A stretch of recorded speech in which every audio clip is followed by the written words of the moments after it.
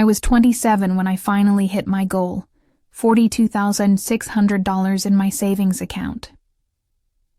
It had taken me 5 years, 2 jobs, and the complete sacrifice of anything remotely resembling a social life. No vacations, no impulsive purchases, no shopping, just because. Every dollar I made had a purpose, and that purpose was a down payment on a home of my own, not a mansion, not a trendy downtown condo, just a quiet, safe place, something with a bit of yard, maybe a porch I could drink coffee on. Something that felt like mine, where no one could walk in and decide who I was allowed to be. I didn't want luxury. I wanted independence, and I was finally there. I told my parents over Sunday dinner, my treat, like it always was now. Dad smiled, that stiff, unreadable smile that never quite met his eyes. Mom teared up, nodded approvingly, then asked if I could pass the carrots. My younger sister Leah didn't say much, just looked down at her phone like she always did when I talked. I didn't take it personally. I never really expected applause. What I didn't know was that while I'd been quietly grinding for 5 years, Leah had been secretly drowning. She'd taken out 2 high-interest credit cards and defaulted on both. She was behind on her car loan. And the guy she married last year, Chase, the trust fund dreamer who never actually got his hands dirty, had just tanked his 3rd startup. Still, she lived like a princess. Designer bags, luxury spa weekends, and a new iPhone every time one came out. It was all an illusion, and I didn't realize just how expensive that illusion was until I got the call. Mom's voice was calm. Too calm.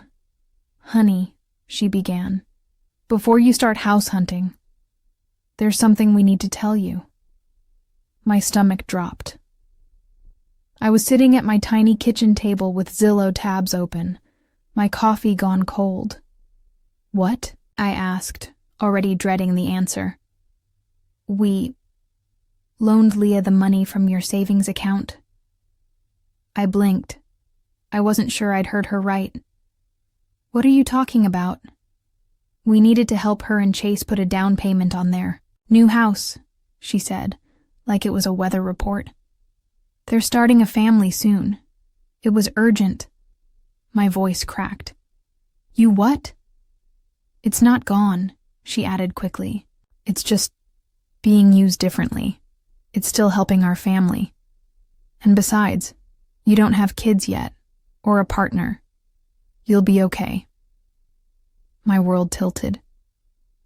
"Wait," I said slowly. "How did you even get into my account?"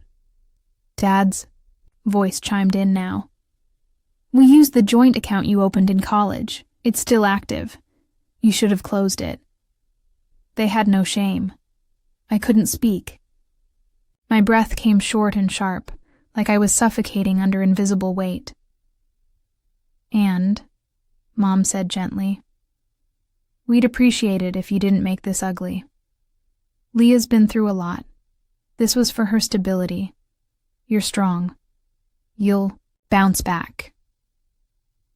I hung up, and I didn't answer their calls for 3 days. They showed up at my door with a grocery bag full of homemade food and zero remorse. Mom hugged me like I was a toddler who'd thrown a tantrum. "We knew you'd be upset. But families support each other." Dad stood behind her, hands in pockets. Leah wasn't with them. She was probably too busy settling into my house. "You stole from me," I said flatly. "You're being dramatic," Dad replied. "It's not stealing, it's reallocating. We're a unit. What benefits one benefits all." That's when I realized I wasn't part of that unit. I was the utility, the backup, the one who could be drained for the others to flourish. "Saved for 5 years," I whispered. "Do you have any idea what I gave up?" Mom's eyes glistened with tears. "We just hoped you'd understand." Leah was desperate. I didn't respond. I walked back inside and closed the door gently in their faces. By dinner, I was getting texts from extended family. "Why are you being so selfish?" "Leah needed help. You're just bitter. You're the eldest. You should be setting an example." I had become the villain in a story I didn't write. But that night, while sitting in the dark with nothing but the fridge humming behind me, something hardened. Let them think I was bitter. They had no idea what I was about to do next. I stopped talking to them. Not dramatically, not with a loud announcement or an accusatory final text. I just disconnected. My phone calls went unreturned. I missed a birthday dinner. I didn't show up for family game night. And when Leah texted me a picture of the new marble island in her kitchen with a nauseating caption, "Turning the house into a home and sash blessed," I deleted the message without replying. They thought silence meant surrender. It didn't. It meant I was working. Because if they had dipped into my savings, the account I'd thought I'd closed years ago, how many other strings were they quietly pulling? I ordered my full credit report. Twice. I paid the extra for a forensic-level deep dive, and what came back turned my stomach. There were 3 active accounts I didn't recognize, all opened under my name. One was a department store card, maxed out on baby gear.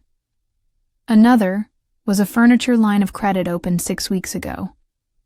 And one was a third-party loan, secured using an asset I'd never claimed. My name was clean, on paper, but my trust was bankrupt. They didn't just take my money. They used me like a silent cosigner on their dream life, and left me holding invisible debt. So, I started documenting everything: screenshots, account records, email trails, transaction receipts from the joint account that had quietly bled funds into theirs. I didn't rage. I didn't confront. I didn't cry anymore. I built a file. And then I made an appointment with a lawyer. 3 weeks later, Leah invited me to dinner. A family gathering at her new house, the house I helped fund. "We want to start fresh," she said in her voice message. "No drama, just family." I didn't reply, but I showed up. I wore a plain black blouse, fitted jeans, and flats. I brought a bottle of wine in an envelope. Her house was beautiful, high ceilings, soft pendant lights, gleaming hardwood floors, and warm cinnamon candles burning in glass holders. It reeked of Pinterest and lies. She hugged me like we'd always been close, like nothing had ever happened. Dad was already seated at the head of the table. Mom fluttered around with dishes like nothing was fractured. It was all performance, a curated scene to show we're still family, even though I was just a useful ghost in their narrative. Halfway through the meal, Leah cleared her throat. "I wanted to say," she said brightly, "thank you, Maddy. I know things got tense, but we're really grateful. This house means the world to us." I looked at her for a moment. Then I opened my purse and pulled out the envelope. "I brought you something," I said softly, placing it on her plate. She blinked. "Oh?" "It's a breakdown of the $42,600 you took, plus interest, plus damages to my credit from the loan Chase opened under my name using false income verification.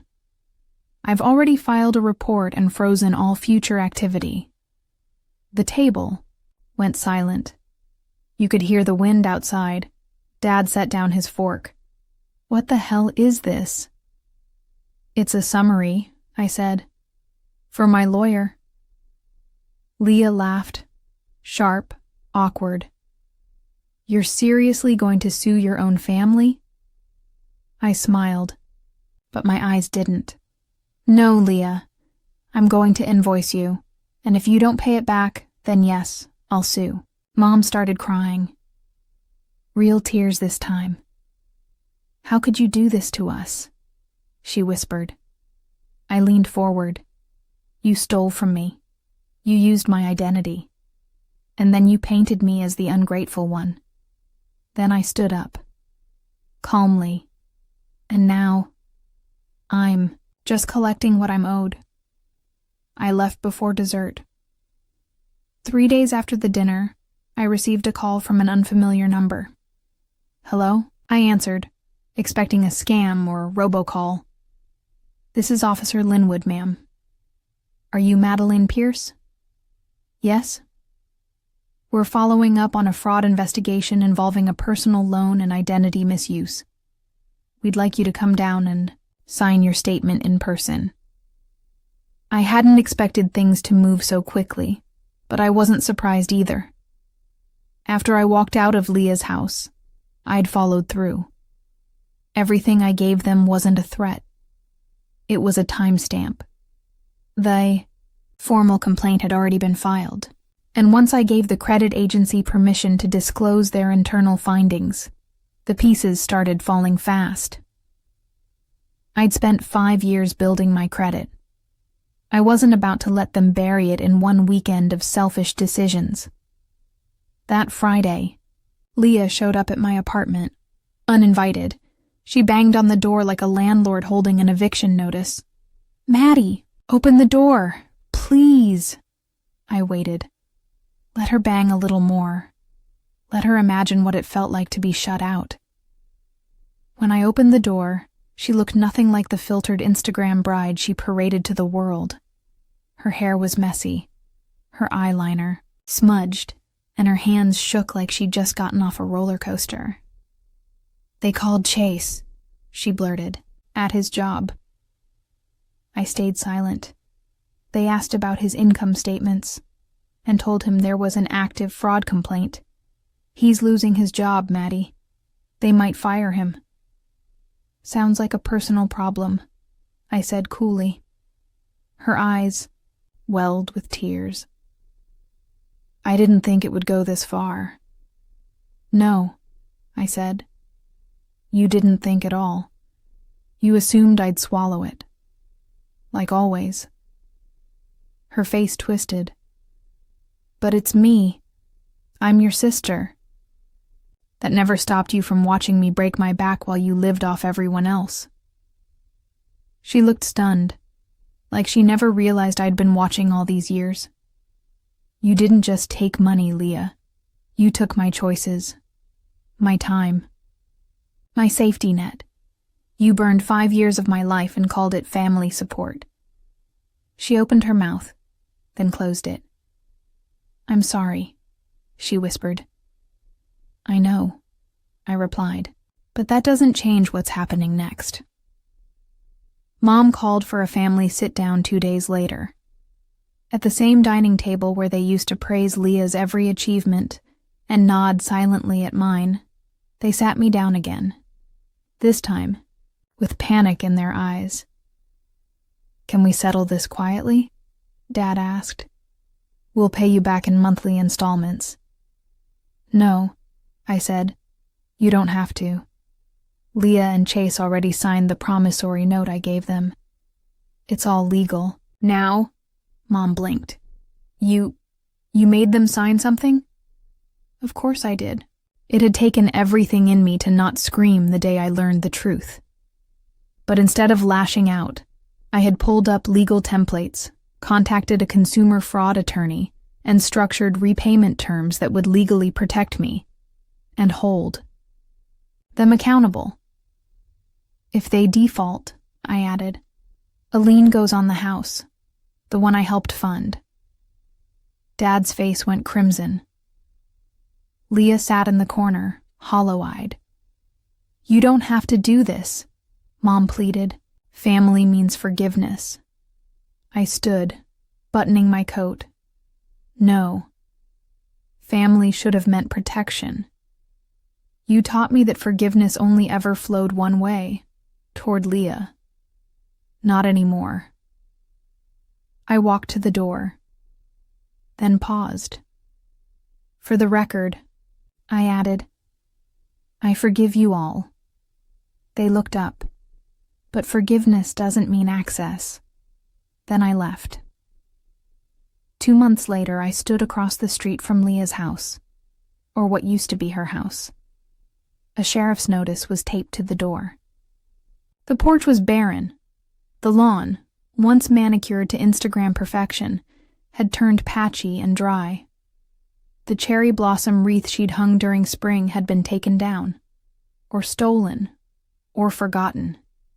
They'd defaulted after the second repayment. Chase lost his job after the fraud investigation wrapped. Turns out, lying about income on a loan under someone else's name tends to end careers, even cushy ones handed out by family friends. And Leah? She tried selling her designer handbags on resale sites to cover the payments, but the math didn't work in her favor. I didn't gloat, not in the way they expected me to. I didn't show up with a victory speech or post anything online.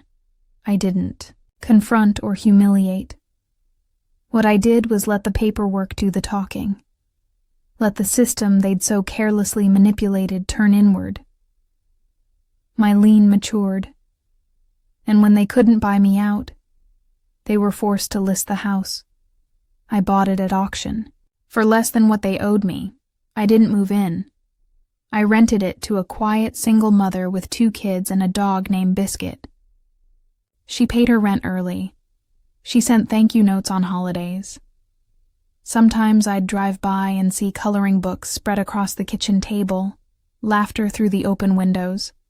It finally felt like the house was being used the right way, with gratitude, not greed. Epilogue.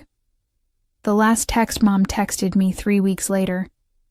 We don't understand how you could do this to your own blood. I stared at the message for a long time, then typed, You taught me family means sacrifice. I just finally let it apply to someone else, and I blocked her number. Not out of anger, but out of peace. In the months that followed, I started rebuilding my dream, this time without ghosts. I moved into a small townhome across the city, where no one knew my story. I planted herbs in tiny pots. I reopened my savings account with a bank that required dual authentication. I joined a book club. I laughed without guilt. And for the first time in years, I slept through the night. They took my down payment, yes. But in the end, I took back my future. On my terms. And that was worth every silent year I waited.